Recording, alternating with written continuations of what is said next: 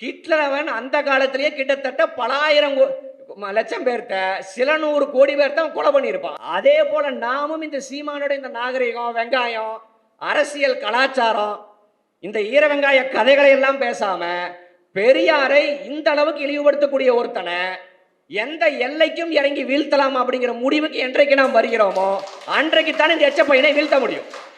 நீங்க ஒரு முறை பெரியார் கேட்கறாங்க, நீங்க கடவுள் இல்லைங்கிறீங்க, பேர்லயே ராமசாமி வச்சிருக்கீங்களே அப்படின்னு கேட்ட போது பெரியார் சொன்னார், உனக்கு பிடிக்கலன்னா மயிர்னு கூட என்ன கூப்பிட்டு போ அப்படின்னு பெரியார் பதிவு பண்ணார்.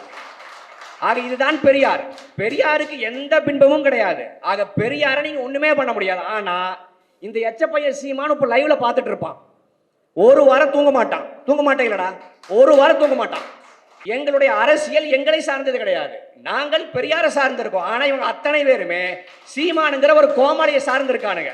சீமானுங்கிற அந்த கோமாளி அங்கிருந்து எடுத்துட்டா அவனை எம்டி அடுத்த நாளே. இந்த எச்சப்பையனால் அத்தனையும் சிரித்து கொண்டு அங்க சாப்பிட்டாங்க, அன்னி ஊறுகாய் வச்சாங்க அப்படின்னு சர்வசாதாரணமாக சொல்ல முடியுதுன்னா அவனுக்கும் ஈழத்துக்கும் எந்த வரலாற்று தொடர்பும் கிடையாது.